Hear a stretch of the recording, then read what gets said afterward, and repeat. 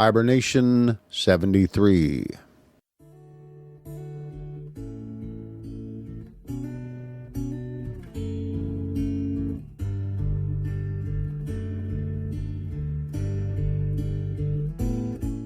Grizzly's Growls presents Stories from the Hiber-Nation.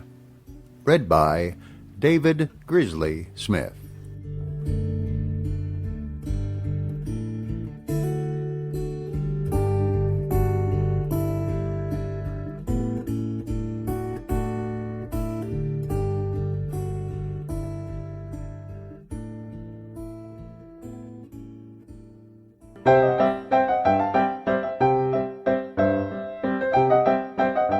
Flatland, A Romance of Many Dimensions, by Edwin Abbott Abbott, read by David Grizzly Smith.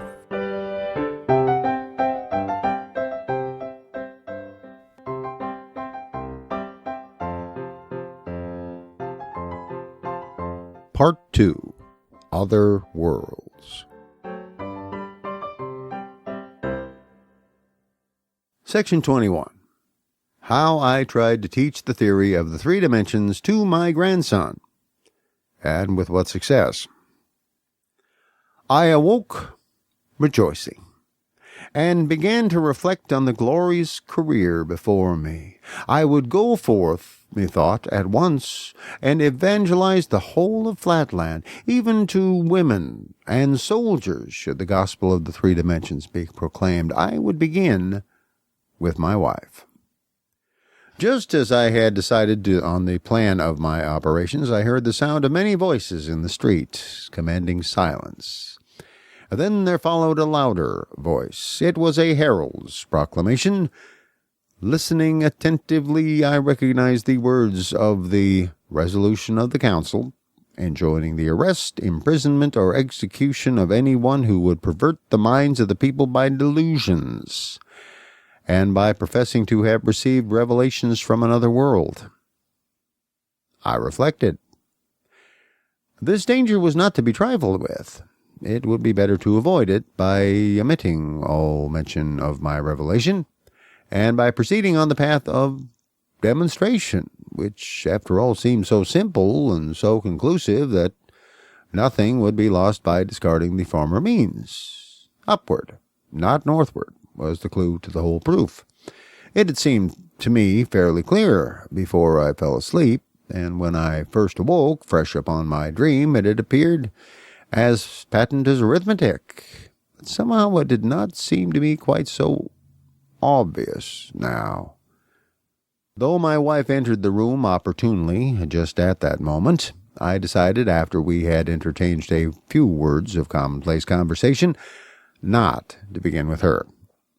My pentagonal sons were men of character, standing, and physicians of no mean reputation, but not great in mathematics, and in that respect unfit for my purpose.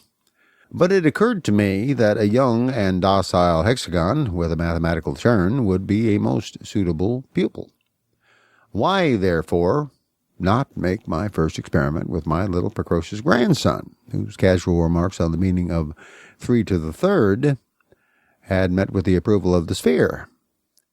While discussing the matter with him, a mere boy, I should be in perfect safety, for he would know nothing of the proclamation of the council, whereas I could not feel sure that my sons, so greatly did their patriotism and reverence for the circles predominate over mere blind affection, might not feel compelled to hand me over to the prefect if they found me seriously maintaining the seditious heresy of the third dimension. But the first thing to be done was to satisfy in some way the curiosity of my wife, who naturally wished to know something of the reasons for which the circle had desired that mysterious interview, and of the means by which he had entered our house. Without entering into the details of the elaborate account I gave her, an account I fear not quite so consistent with truth as my readers in Spaceland might desire, I must be content with saying that I succeeded, at least, in persuading her to return quietly to her household duties without eliciting from me any reference to the world of three dimensions. This done, I immediately sent for my grandson, For to confess the truth, I felt that all that I had seen and heard was in some strange way slipping away from me, like the image of a half-grasped, tantalizing dream, and I longed to essay my skill in making a first disciple. When my grandson entered the room, I carefully secured the door. Then, sitting down by his side and taking our mathematical tablets, or as you would call them, lines, I told him we would resume the lesson of yesterday. I taught him once more how a point by motion in one dimension produces a line, how a straight line in two dimensions produces a square. After this, forcing a laugh, I said, "And now, you scamp, you wanted to make me believe that a square may, in the same way, by motion upward, not northward, produce another figure, a sort of extra square, in 3 dimensions. Say that again, you young rascal." At this moment we heard once more the herald's "Oh yes, oh yes," outside in the street, proclaiming the resolution of the council. Young though he was, my grandson, who was unusually intelligent for his age, and bred up in perfect reverence for the authority of the circles, took in the situation with an acuteness for which I was quite unprepared. He remained silent till the last words of the proclamation had died away, and then, bursting into tears, "Dear Grandpapa," he said, "that was only my fun, and of course I meant nothing at all by it, and we did not know anything then about the new law, and I don't think I said anything about the third dimension, and I am sure I did not say one word about upward, not northward, for that would be such nonsense, you know. How could a thing move upward and not northward, upward and not northward? Even if I were a baby, I would not be so absurd as that. How silly it is." "Not at all silly," I said, losing my temper. "Here, for example, take this square," and at the word I grasped a movable square, which was lying at hand, "and I move it. You see, not northward, but yes, I move it upward. That is to say, not northward, but I move it somewhere, not exactly like this, but somehow—" Here I brought my sentence to an inane conclusion, shaking the square about in a purposeless manner, much to the amusement of my grandson, who burst out laughing louder than ever, and declared that I was not teaching him, but joking with him, and so saying, he unlocked the door and ran out of the room. And thus ended my first attempt to convert a pupil to the gospel of 3 dimensions.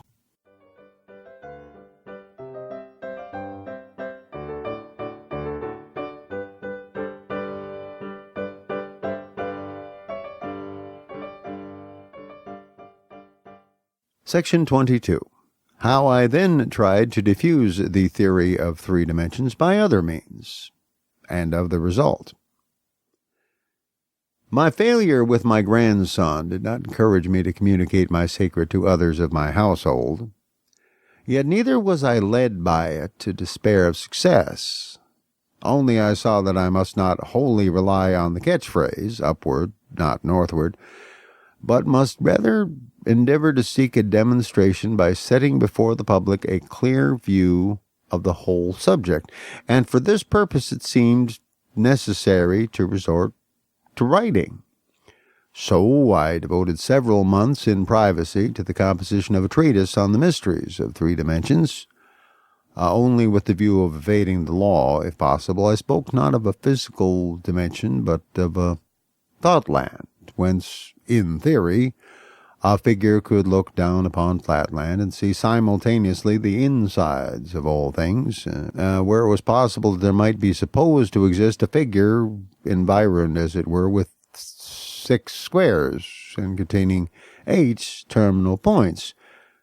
But in writing this book I found myself sadly hampered by the impossibility of drawing such diagrams as were necessary for the purpose, for of course in our country of Flatland there are no tablets, but lines, and no diagrams, but lines, all in one straight line, and only distinguishable by difference of size and brightness, so that when I had finished my treatise, which I entitled Through Flatland to Thoughtland, I could not feel certain that many would understand my meaning. Meanwhile, my life was under a cloud. All pleasures palled upon me, all sights tantalized and tempted me to outspoken treason, because I could not but compare what I saw in 2 dimensions with what it really was if seen in 3, and could hardly refrain from making comparisons aloud.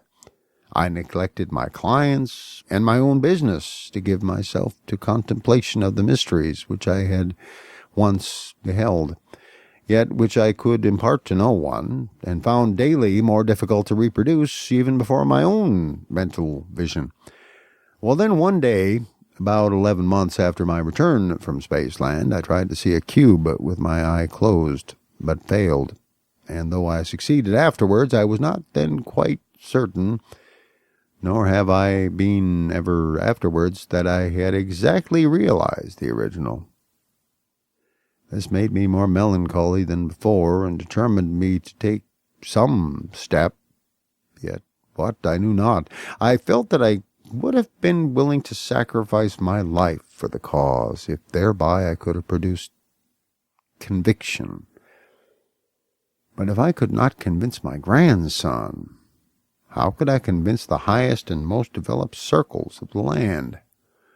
And yet, at times, my spirit was too strong for me, and I gave vent to dangerous utterances. Already I was considered heterodox, if not treasonable, and I was keenly alive to the dangers of my position.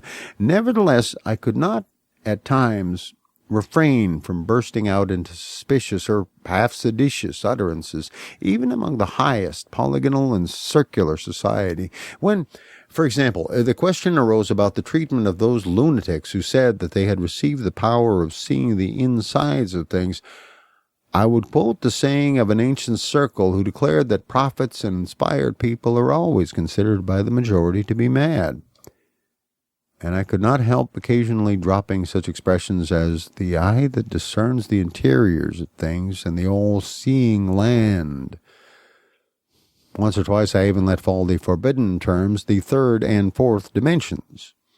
At last, to complete a series of minor indiscretions at a meeting of our local speculative society held at the palace of the prefect himself, some extremely silly person having read an elaborate paper exhibiting the precise reasons why Providence has limited the number of dimensions to 2 and why the attribute of omnipotence is assigned to the Supreme alone, I so far forgot myself as to give an exact account of the whole of my voyage with the sphere into space and to the assembly hall in our metropolis, and then to space again, and of my return home, and of everything that I had seen and heard in fact or vision.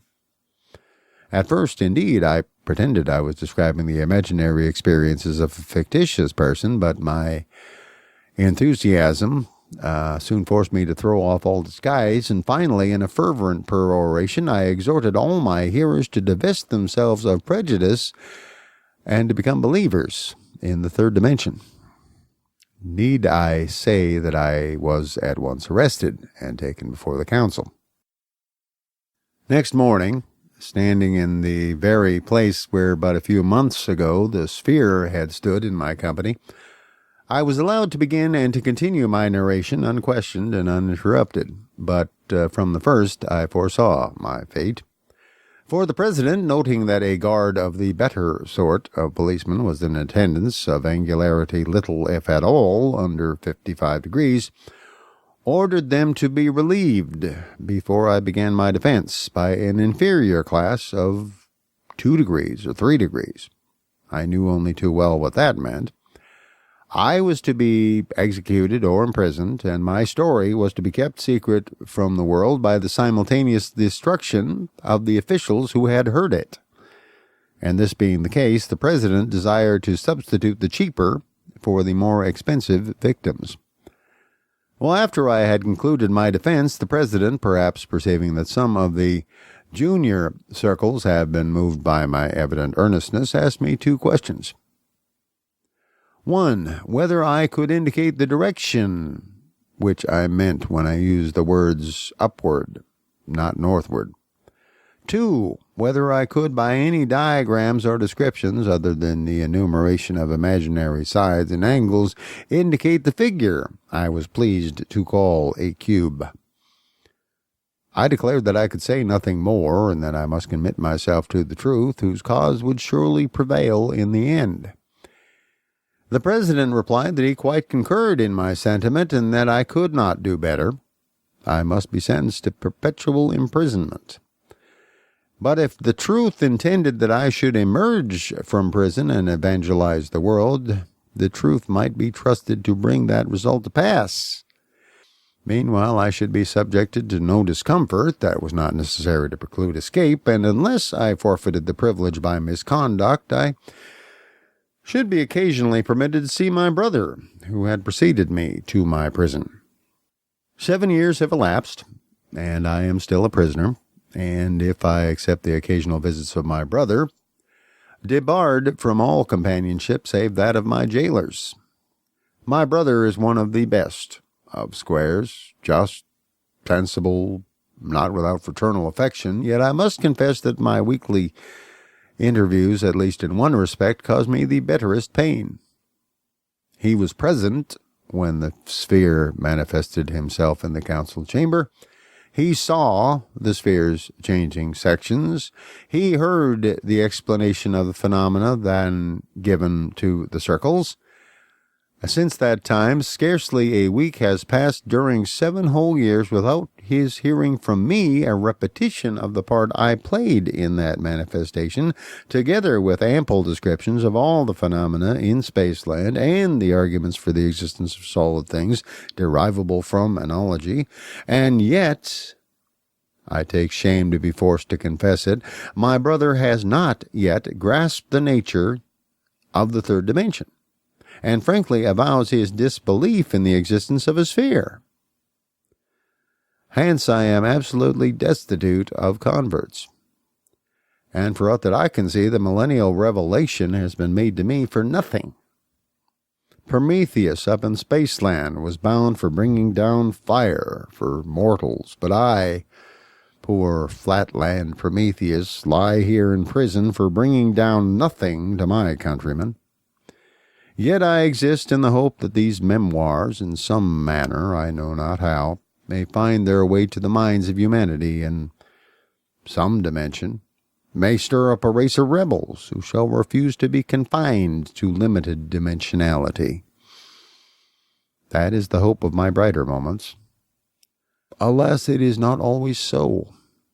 Heavily weighs on me at times the burdensome reflection that I cannot honestly say I am confident as to the exact shape of the once seen, oft regretted cube, and in my nightly visions the mysterious precept upward, not northward, haunts me like a soul-devouring sphinx.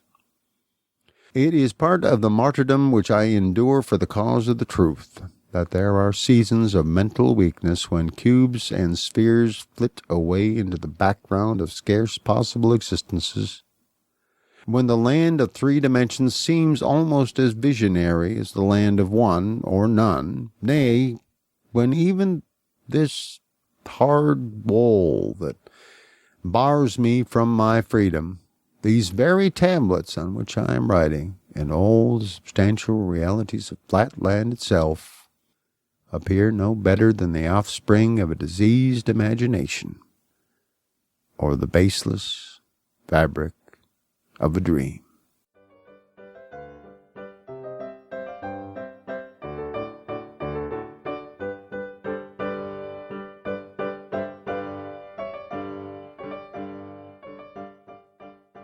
Preface to the second and revised edition, 1884, by the editor.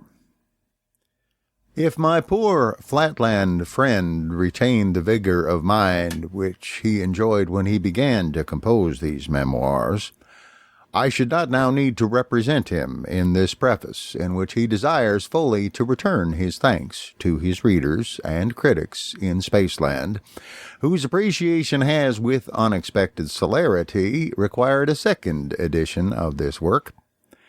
Secondly, to apologize for certain errors and misprints, for which, however, he is not entirely responsible, and thirdly, to explain one or two misconceptions. But he is not the square he once was.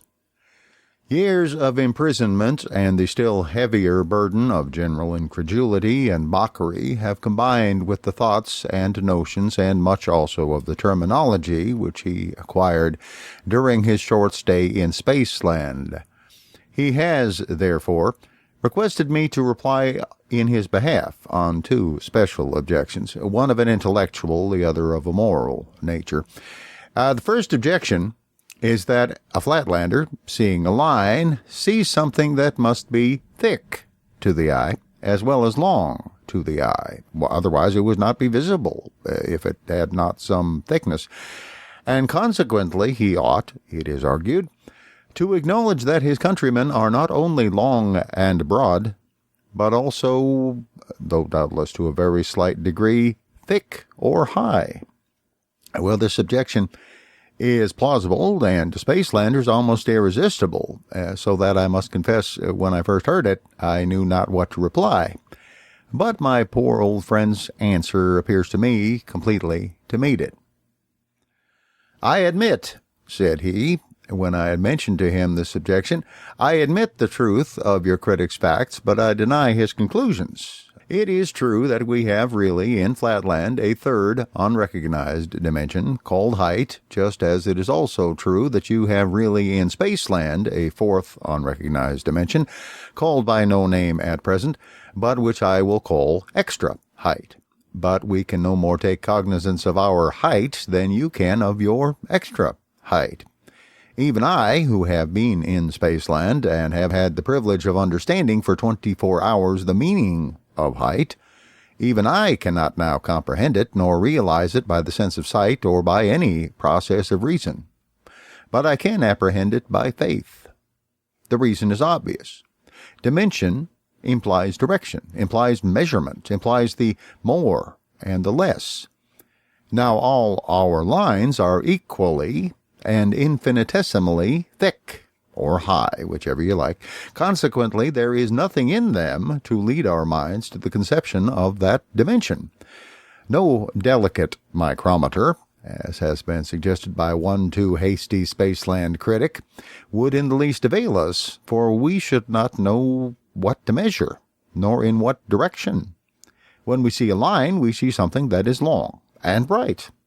Brightness, as well as length, is necessary to the existence of a line, and if the brightness vanishes, the line is extinguished. Hence, all my Flatland friends, when I talk to them about the unrecognized dimension, in which is somehow visible in a line, say, "Ah, you mean brightness," and when I reply, "No, I mean a real dimension," they at once retort, "Well, then measure it, or tell us in what direction it extends," and this silences me, for I can do neither. Only yesterday, when the chief circle, in other words our high priest, came to inspect the state prison and paid me his 7th annual visit, and when for the 7th time he put me the question, was I any better, I tried to prove to him that he was high, as well as long and broad, although he did not know it. But what was his reply? "You say I am high. Measure my highness, and I will believe you." What could I do? How could I meet his challenge? I was crushed, and he left the room triumphant. Does this seem strange to you?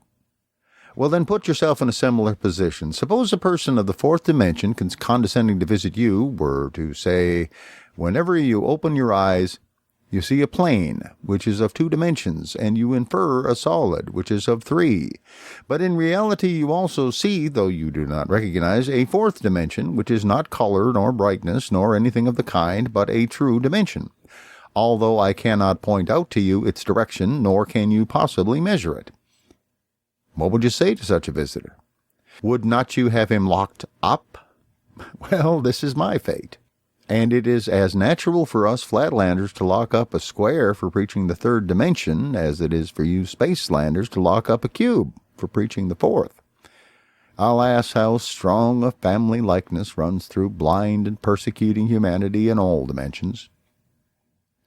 Points, lines, squares, cubes, extra cubes, we are all liable to the same errors, all alike the slaves of our respective dimensional prejudices, as one of your Spaceland poets has said. One touch of nature makes all worlds akin. The author desires me to add that the misconceptions of some of his critics on this matter has induced him to insert in his dialogue with the sphere certain remarks which have a bearing on the point in question, and which he had previously admitted as being tedious and unnecessary. On this point, the defense of the square seems to me to be impregnable. I wish I could say that his answer to the second, or moral, objection was equally clear and cogent. It has been objected that he is a woman-hater, and as this objection has been vehemently urged by those whom nature's decree has constituted the somewhat larger half of the Spaceland race, I should like to remove it so far as I can honestly do so, but, well, the square is so unaccustomed to the use of the moral terminology of Spaceland that I should be doing him an injustice if I were literally to transcribe his defense against this charge. Acting, therefore, as his interpreter and summarizer, I gather that in the course of an imprisonment of 7 years, he has himself modified his own personal views both as regards women and as regards the isosceles, or lower classes. Personally, he now inclines to the opinion of the sphere that the straight lines are in many important respects superior to the circles. But, writing as a historian, he has identified himself, perhaps too closely, with the views generally adopted by Flatland and, as he has been informed, even by Spaceland historians, in whose pages, until very recent times, the destinies of women and of the masses of mankind have seldom been deemed worthy of mention, and never of careful consideration. In a still more obscure passage, he now desires to disavow the circular or aristocratic tendencies with which some critics have naturally credited him. While doing justice to the intellectual power with which a few circles have for many generations maintained their supremacy over immense multitudes of their countrymen, he believes that the facts of Flatland, speaking for themselves without comment on his part, declare that revolutions cannot always be suppressed by slaughter, and that nature, in sentencing the circles to infecundity, has condemned them to ultimate failure. And herein, he says, I see a fulfillment of the great law of all worlds, that while the wisdom of man thinks it is working one thing, the wisdom of nature constrains it to work another, and quite a different and far better thing. For the rest, he begs his readers not to suppose that every minute detail in the daily life of Flatland must needs correspond to some other detail in Spaceland, and yet he hopes that, taken as a whole, his work may prove suggestive as well as amusing to those Spacelanders of moderate and modest minds who, speaking of that which is of the highest importance but lies beyond experience, decline to say on the one hand, this can never be, and on the other hand, it must needs be precisely thus, and we know all about it.